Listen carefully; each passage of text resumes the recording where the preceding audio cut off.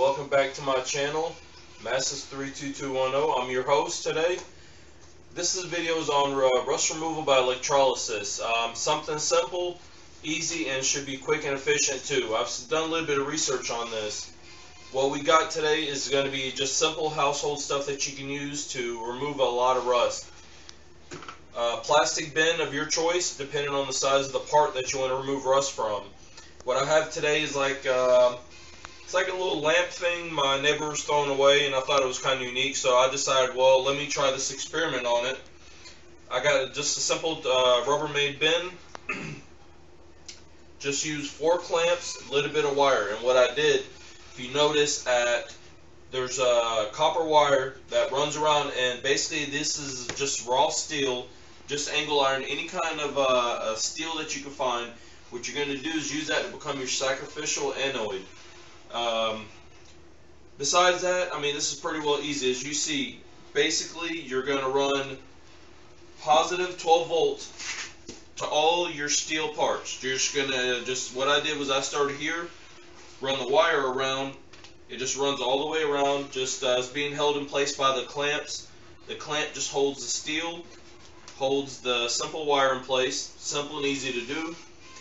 Submerge the part, and normally depending on how your part is, or what size it is, there are different ways you'll apply your power. What you can do is take like a little piece of wood, string it across if you got a deeper bin, and just run some kind of like baling wire around the piece of wood down to your part.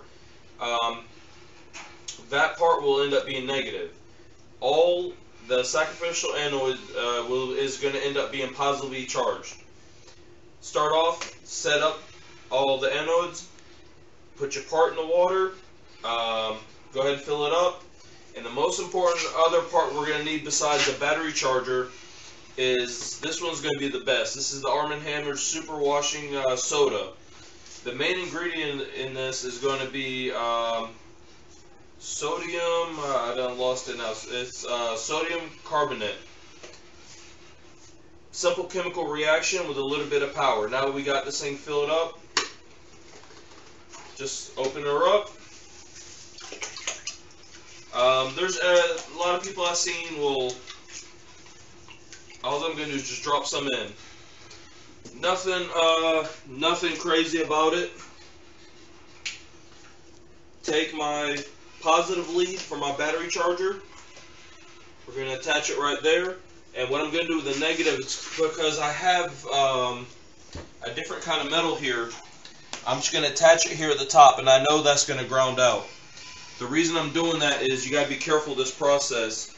Kind of like how my copper wires are bare where they're touching the steel. You don't want to have copper at all touch this water solution.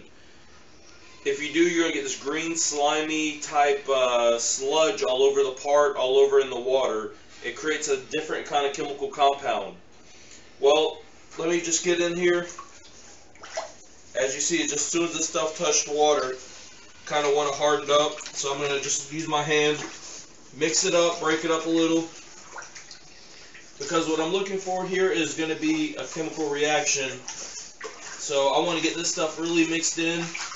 It doesn't matter 100%, you just want to get it, just kind of get it in there, and I can feel the soapiness in my hands. Kind of give it a little rinse, like that's going to really help. Now, here comes the fun part. 2 amp, trickle charge, and she's on. And what I'm waiting to hopefully see here, which I know I should have got enough of this soda washing powder in here, is if the power is going to start flowing. Here we should start seeing some kind of solution. I'm sorry, not solution, but we're going to see some kind of reaction that will start eventually happening, which is going to be small, like little bubbles being released. With the release of that, that's the chemical kind of going to work. It's releasing kind of like a pure oxygen and pure hydrogen style gas, so we're going to have to be careful.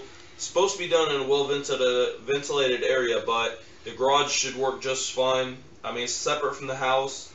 So now we got this in here. Everything's hooked up. Right now it's approximately about 7:50, let's just say 8 o'clock in the evening. I'm going to go ahead and let it sit in here for about 3 hours. I might, from now to 3 hours, I'll come back and check on it. Actually, I already see the bubbles. If cameraman, if you don't mind passing me the camera real quick. Let's see if I can get this on film. If you pay attention real close, you'll see the little bubbles? That's what we're looking for. And we've got a little bit of a glare. I can't really grab this camera. Let's see. If you pay attention, see there's little itty bitty bubbles starting to come up. That's telling me this is starting to work. Yes, there was a little bit of rust on these parts, but for the most part, they are basically clean steel. They were out of my bin drawer, leftovers from other stuff.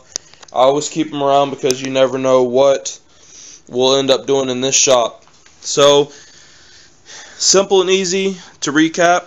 Basically, if nothing else, and what I did was I have 4 of these. There's one at the end, here, and we got one back here. And what I did was basically surround the part with anodes. I put in 4. If I had some more of these, I could find them quick. I would actually do 3 down each side, and I would have done 2 at each end. Some people might say that's overkill, but hey, we're experimenting. We're trying to see if this is working. See all the little bubbles? That's telling you something's going on. Even though this is only 2 amp, 12 volt, still wouldn't recommend putting your hands in the water now. It's doing this thing. We'll come back in an hour or 2 and check on this. I wonder how clean we can get this sucker. Now we see the water right now is kind of cloudy, so we never know. We'll come back. This sucker might just be go ahead and slowly, as the chemical reaction is going on, this thing should start changing colors of the water as the rust particles are starting to change back into their iron form. Alright guys, this is me for this clip. I'm signing out, and I shall return here in a little bit and double check on this project. Alright guys, this is less than about 5 minutes. I don't know if you can notice from before to now how cloudy this water is already getting. If you notice, less than 5 minutes later, you already see like the sludge, you see the stuff coming up. Let's see if we can kind of get in close without ruining my phone. See all that action going on? Well, we definitely got something going on. Less than 5 minutes. So let's see, not too much there. See a little bit going on. So less than 5 minutes, we've already got some kind of action going on. She's definitely doing something. Alright, I'll see y'all at the 1 hour or 2 hour mark. Alright guys, this is an hour later. I think you can see the little bubbles. They've intensified since I've left this going. I'm not going to sit here and go to the full end with this, but I am going to let this go ahead and sit overnight. Let me see if I can carefully grabbing it by the little lead. I don't want to pull the whole thing out of the water, but kind of get an idea. This is super heavy rusted. That's all rust. It's just literally, it'll just come right off now. I mean, this definitely works. As an experiment for the shop, I definitely wanted to know if this works. I could truthfully say this process works right here. Some parts you'll have to leave longer than others. Like I can come back and wash this down, but what I'm going to do, since this is definitely working, let's put it back in the water, let it sit, and I'm just go ahead and let it sit maybe overnight, tomorrow, maybe all day. The more heavy rust there is, the longer it has to sit. But this chemical process is working. You can kind of notice right there on the edge, all that is, it's actual like rust that's coming up.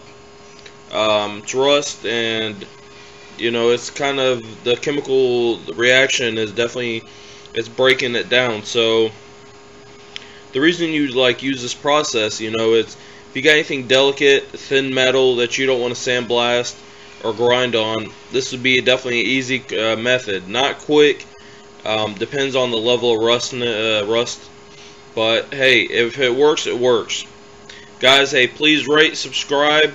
I do got some future videos coming up on different things that you can do yourself.